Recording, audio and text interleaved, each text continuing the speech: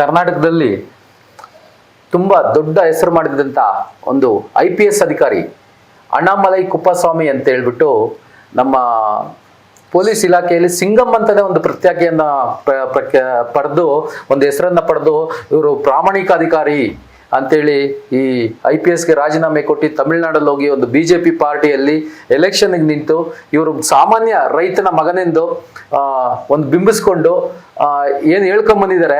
ಇವರು ಬಗ್ಗೆ ಒಂದಷ್ಟು ವಿಚಾರಗಳು, ಗೊತ್ತಿಲ್ಲದ ವಿಚಾರಗಳು, ಜನಕ್ಕೆ ಗೊತ್ತಿಲ್ಲದಂಥ ವಿಚಾರಗಳನ್ನ ಇವತ್ತು ನಿಮ್ಮ ಮುಂದೆ ತಗೊಂಬಂದು ಇಡ್ತಾ ಇದ್ದೀವಿ. ಏನಂದ್ರೆ ಇವರು ಎಷ್ಟು ಆಸ್ತಿಯನ್ನ ಮಾಡಿದ್ದಾರೆ, ಎಷ್ಟು ಸಾವಿರಾರು ಕೋಟಿ ಆಸ್ತಿಗಳನ್ನ ಮಾಡಿರುವಂತ ಒಂದು ಮಾಹಿತಿ ಇವತ್ತು ಹೊರಗಡೆ ಬಂದಿದೆ. ಇದ್ರ ಬಗ್ಗೆ ಸಂಪೂರ್ಣ ಮಾಹಿತಿ ನಮ್ಮ ಸ್ನೇಹಿತರಾದಂಥ ಜಗನ್ ಕುಮಾರ್ನವರು ನಿಮ್ಮ ಮುಂದೆ ಬಿಚ್ಚಿಡ್ತಾರೆ. ಹೇಳಿ ಸರ್. ಈಗ ಈ ಅಣ್ಣಾಮಲೈ IPS ಏನು ಈಗ ತಮಿಳುನಾಡಲ್ಲಿ ಹೋಗಿ BJPಯಲ್ಲಿ ಹೋಗಿ ಸದ್ದು ಮಾಡಿದಂಥವ್ರು, BJPಯ ಒಂದು ಫೇಸ್ ಅಂತಾನೆ ಹೇಳ್ಬೋದು ತಮಿಳುನಾಡು ಒಂದು ರಾಜಕಾರಣದಲ್ಲಿ. ಇವರು ಡಿಕ್ಲೇರ್ ಮಾಡಿದಂತ ಅಸೆಟ್ಸ್ 2020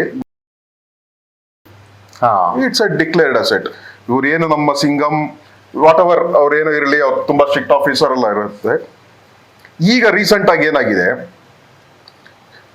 ಒಂದು ಇಂಟರ್ವ್ಯೂ ಅಲ್ಲಿ ತಮಿಳ್ನಾಡಲ್ಲಿ ನೋಡ್ಬೋದು, ಒಂದು ಇಂಟರ್ವ್ಯೂ ಏನ್ ಹೇಳ್ತಾರೆ, ನನಗೆ ಮೇಕೆನೋ ಕುರಿ ಹಸು ಅದನ್ನ ತಗೊಂಡು ಸಾಕಣೆ ಮಾಡ್ಲಿಕ್ಕೆ ದುಡ್ಡು ಇಲ್ದಿರೋ ಕಾರಣ ಪ್ರಧಾನಮಂತ್ರಿ ಸ್ಕೀಮ್ ಅಲ್ಲಿ ನಾನು ಲೋನ್ ತಗೊಂಡು ಮಾಡಿದೀನಿ ಅಂತ ಹೇಳಿದ್ರು. ಹೌದು. ಈಗ ಅಂತ ವ್ಯಕ್ತಿಗೆ ಅವರು ಅಸೆಟ್ಸ್ ಡಿಕ್ಲೇರ್ ಮಾಡಿರುವಂತದ್ದೇ ಇದೆ. ಅದಲ್ದಿರ ಈಗ ರೀಸೆಂಟ್ ಆಗಿ ಏನಾಗಿದೆ, ನಮ್ಮ ಕೋರಮಂಗಲದಲ್ಲಿ LM14 ವೆಂಚರ್ಸ್ LLP ಅಂತ ಒಂದು ಕಂಪನಿ ರಿಜಿಸ್ಟರ್ ಮಾಡ್ತಾರೆ. ಈ ರಿಜಿಸ್ಟ್ರೇಷನ್ ಡೇಟ್ ಆಫ್ ಇನ್ಕಾರ್ಪೊರೇಷನ್ ಆಗಿರೋದು 19/8/2025 ಅಲ್ಲಿ ಇನ್ಕಾರ್ಪೊರೇಷನ್ ಆಗಿರುತ್ತೆ. ಇದರಲ್ಲಿ 3 ಜನ ಪಾರ್ಟ್ನರ್ಸ್ ಇರ್ತಾರೆ. First partners Kuppaswamy Annamalai, the famous IPS officer. Next Vishwanath Kiran, next Karthik Vignesh Swaminathan ಅಂತ. ಈ ವಿಶ್ವನಾಥ್ ಕಿರಣ್ ಯಾರಂದ್ರೆ ಅವ್ರ PA. ಈ ಕಾರ್ತಿಕ್ ವಿಘ್ನೇಶ್ ಸ್ವಾಮಿನಾಥನ್ ಯಾರಂದ್ರೆ ಅವರ ವೈಫ್, ಅವರ ತಮ್ಮ. ಸೊ ಇವ್ರ ಸ್ವಂತದವರು. ಇವರು 3 ಜನ ಸೇರಿ ಒಂದು LM14 ವೆಂಚರ್ಸ್ LLP ಅಂತ ಕೋರಮಂಗಲದಲ್ಲಿ ರಿಜಿಸ್ಟರ್ ಮಾಡ್ತಾರೆ.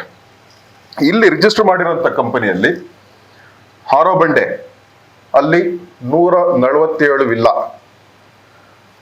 ಕಾವರನಹಳ್ಳಿ 57 ವಿಲ್ಲಾಸ್, ಗೇರೆಹಳ್ಳಿ 42 ವಿಲ್ಲಾ.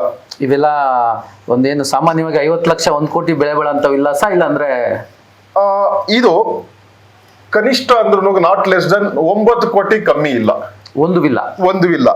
ಇವರು ಬಡವರಿಗೆ ಒಂದು ಮನೆ ಇಲ್ದಿರೋ ನಿರ್ಗತಿಕರಿಗೆ ಮನೆ ಕಟ್ಕೊಡೋ ಅಂತ ಪ್ರಾಜೆಕ್ಟ್ ಏನೋ ಇರ್ಬೋದೇನೋ. 9 ಕೋಟಿ ರೂಪಾಯಿ ಮನೇನ ಬಡವರು ಕೊಡ್ತಾರೋ, ಯಾವ ಬಡವರು 9 ಕೋಟಿ ರೂಪಾಯಿ ತಗೋತಾರೆ ಗೊತ್ತಿಲ್ಲ. ಒಟ್ಟು 246 ವಿಲ್ಲಾಗಳು. ಈ ವಿಲ್ಲಾಗಳು 9 ಕೋಟಿ ರೂಪಾಯಿ ಬೆಳೆ ಬಾಳುವಂಥದ್ದು, ನಾಟ್ ಲೆಸ್ ದನ್ 9 ಕ್ರೋರ್ಸ್. ಈಗ ತಗೊಂಡ್ರು 9 ಕೋಟಿ ಅಂತ ಒಂದು ಲೀಸ್ಟ್ ಎಸ್ಟಿಮೇಷನ್ಸ್ ತಗೊಂಡ್ರು 2200 ಕೋಟಿ ಚಿಲ್ಲರೆ ಬೆಳೆ ಬಾಳುವಂತ ವಿಲ್ಲಾಸ್ ಈ LM14 ವೆಂಚರ್ಸ್ LLP ವಿಲ್ಲಾಸ್ ಮಾತ್ರ 2000 ಕೋಟಿ ಚಿಲ್ಲರೆ ವಿಲ್ಲಾಸ್. ಎಸ್. ಅದಲ್ದಿರ ಇವರು ಛತ್ರಪತಿ ಸೆಂದಿಲ್ ಅಂತ ಇದ್ದಾರೆ, ಅವರ ರಿಲೇಟಿವ್. ಅವರ ಹೆಸರಲ್ಲಿ 720 ಕೋಟಿ ರೂಪಾಯಿ ಪ್ರಾಪರ್ಟೀಸ್. ಮತ್ತೆ ಶಿವಕುಮಾರ್ ಅವರ ತಂಗಿ ಗಂಡ ಅವರ ಮಾವನೇ ಆಗ್ಬೋದು, 200 ಕೋಟಿ ರೂಪಾಯಿ. ಇದು ಅಣ್ಣಾಮಲೈ ಚೇಂಬರ್ ಬ್ರಿಕ್ಸ್ ಅಂತ ಹೆಸರು. ಅವರ ಹೆಸರು ಶಿವಕುಮಾರ್, ಅವ್ರ ತಂಗಿ ಗಂಡ ಇರ್ತಾರೆ. 30 ಕೋಟಿ ರೂಪಾಯಿ land. South East project under ಅಖಿಲ ಅಣ್ಣಾಮಲೈ ನೇಮ್. ಅಖಿಲ ಅಣ್ಣಾಮಲೈ ಅಂದ್ರೆ ಅವ್ರ ಮಿಸ್ಸಸ್, ಅವ್ರ ವೈಫ್. ಅದ್ರ ಒಂದು 30 ಕೋಟಿ ರೂಪಾಯಿ. ಮತ್ತೆ ಕೊಯಂಬತ್ತೂರಲ್ಲಿ LNT ಬೈಪಾಸ್ ರೋಡ್ ಅಂತ ಇದೆ.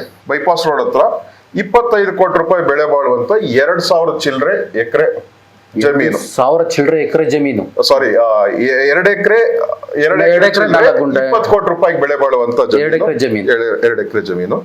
ಮತ್ತೆ ಇವರು ಅಣ್ಣಾಮಲೈ, ಇವರು ಅಖಿಲ, ಅವ್ರ ವೈಫ್ ಅಂಡ್ ಇವ್ರ ಹೆಸರಲ್ಲಿ ಜಾಯಿಂಟ್ ಆಗಿರುವಂತದ್ದು ಒಂದು 40 ಕೋಟಿ ರೂಪಾಯಿ ಬೆಳೆ ಬಾಳುವಂತ ಅಗ್ರಿಕಲ್ಚರ್ ಪ್ಲಾನ್, 12 ಎಕರೆ ಚಿಲ್ಲರೆ ಅದು ಲ್ಯಾಂಡ್ ಇದೆ. ಅದಲ್ದಿರ ಝೆನ್ ಪ್ಯಾತ್ ವೆಂಚರ್ಸ್ ಅಂತ ಒಂದು ಕಂಪನಿಯಲ್ಲಿ ಇವ್ರದ್ದು ಹೂಡಿಕೆ ನೂರಾರು ಕೋಟಿ ರೂಪಾಯಿ ಹೂಡಿಕೆ ಇದೆ ಅಂತ ಒಂದು ಮಾತು. ಇದು ಜೆನ್ಪಾತ್ ವೆಂಚರ್ಸ್ ಯಾವ್ದಂದ್ರೆ ಚೇರ್ಲಾತನ್ ಅಂತ ಒಬ್ರು, ಈಗ ನೀವು ಗೊತ್ತಿರ್ಬೋದು, ಈಗ ಅವರು ರೆಫರೆನ್ಸ್ ಹಾ. ವಾಚ್ ಬಗ್ಗೆ Watch, ಅವರು ಹೌದು.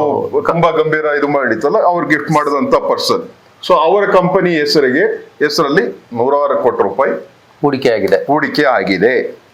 ಸೊ ಆಸ್ ಅನ್ ಡೇಟ್ಸ್ ಇದಿದೆ. ಅದಲ್ದಿರ ಇನ್ನ ಹಲವು ಇನ್ವೆಸ್ಟ್ಮೆಂಟ್ಸ್ ಬೇರೆ ಬೇರೆ ಬೇರೆ ಬೇರೆ ಕಡೆ ಎಲ್ಲ ಇದೆ.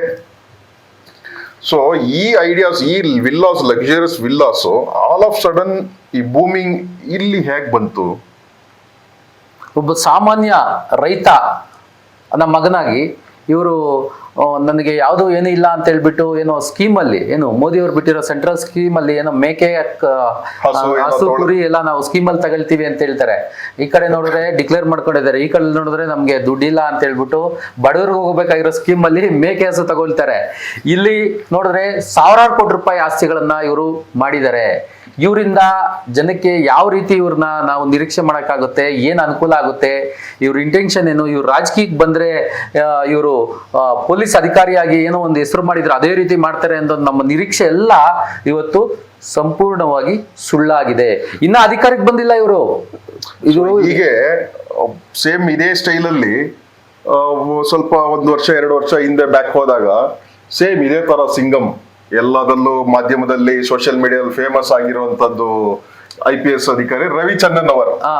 ಅವ್ರದ್ದು ಹೀಗೆ ಬಂತು, ಸುಮಾರು ಅಲಿಗೇಷನ್ಸ್ ಇತ್ತು. So now the same Singam, ನಾವು ಯಾರು ಒಂದು ರೋಲ್ ಮಾಡಲ್ ಅಂತ ಎಷ್ಟು ಜನ ನಿರೀಕ್ಷೆ ಮಾಡ್ತೀರಿ. ಅವರೆಲ್ಲರನ್ನು ಒಂದು ಪೊಲೀಸ್ ಇಲಾಖೆಯ ಒಂದು ಮುಖವಾಡ ಇಟ್ಕೊಂಡು, ಪ್ರಾಮಾಣಿಕತೆ ಅನ್ನೋ ಒಂದು ಹೆಸರು ಇಟ್ಕೊಂಡು, ಹಿಂದ್ಗಡೆಗೆ ಯಾವ ರೀತಿ ಇವರು ಒಂದು ಆಸ್ತಿಗಳನ್ನ, ಸಾವಿರಾರು ಕೋಟಿ ದುಡ್ಡನ್ನ ಬಿಲ್ಡ್ ಮಾಡ್ತಾರೆ ಅನ್ನೋದನ್ನ ಇದೊಂದು ಎಕ್ಸಾಂಪಲ್. ಯಾಕೆ ಇವತ್ತು ಬಿಜೆಪಿಯಿಂದ ಅವ್ರನ್ನ ದೂರ ಇಟ್ಟಿದ್ದಾರೆ ಅಂದ್ರೂ ಇದೇ ಕಾರಣಕ್ಕೆ ಹೇಳ್ಬೋದು. ಅವ್ರಿಗೆಲ್ಲ ಪಾರ್ಟಿಯವ್ರಿಗೆ ಇದ್ರ ಬಗ್ಗೆ ಎಲ್ಲ ಮಾಹಿತಿ ತಿಳ್ಕೊಂಡು ಅದರಿಂದನೇ ಇವ್ರನ್ನ ಪಾರ್ಟಿಯಿಂದ ಆಚೆಯಾಗಿ ಹಾಕಿದ್ದಾರೆ ಅಂದ್ರೆ ಇನ್ನು ತಪ್ಪಾಗಲ್ಲ ಅನ್ಸುತ್ತೆ.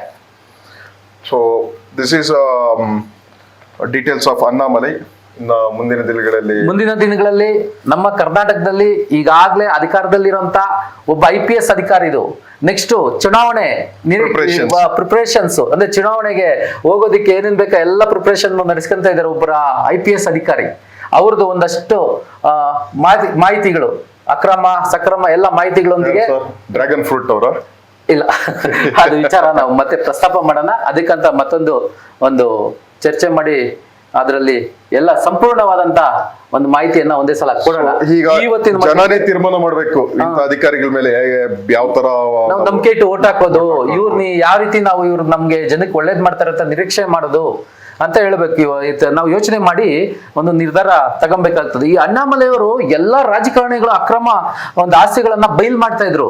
ಇವತ್ತೇನಾಗಿದೆ ಅಂತ ಹೇಳಿದ್ರೆ ಅವ್ರದೇ ಅಲಿಗೇಷನ್ಸ್ ಇದೆ, ಇವ್ರದೇ ಇಷ್ಟೊಂದು ಸಾವಿರಾರು ಕೋಟಿ ಇದೆ ಅಂತೇಳಿ ಅಲಿಗೇಷನ್ಸ್ ಇವ್ರ ಮೇಲೆ ತಮಿಳುನಾಡಲ್ಲಿ ರಾಜಕಾರಣಿಗಳಲ್ಲಿ ಒಂದು ಸಂಚಲನ ಮೂಡಿಸಿದೆ. ಹಂಗಾಗಿ ನಾವು ಯಾರ ರೋಲ್ ಮಾಡೆಲ್ಗಳಿಗೂ ಮರಳಾಗದೆ ಅವರ ವ್ಯಕ್ತಿತ್ವ ಏನಂತ ನೋಡಿ ವಿಚಾರ ಮಾಡಿ ಅವ್ರಿಗೆ ಓಟ್ ಕೊಟ್ಟು ನಾವು ಅವ್ರನ್ನ ಗೆಲ್ಲಿಸಬೇಕಾಗಿದೆ ಪ್ರಾಮಾಣಿಕರನ್ನ.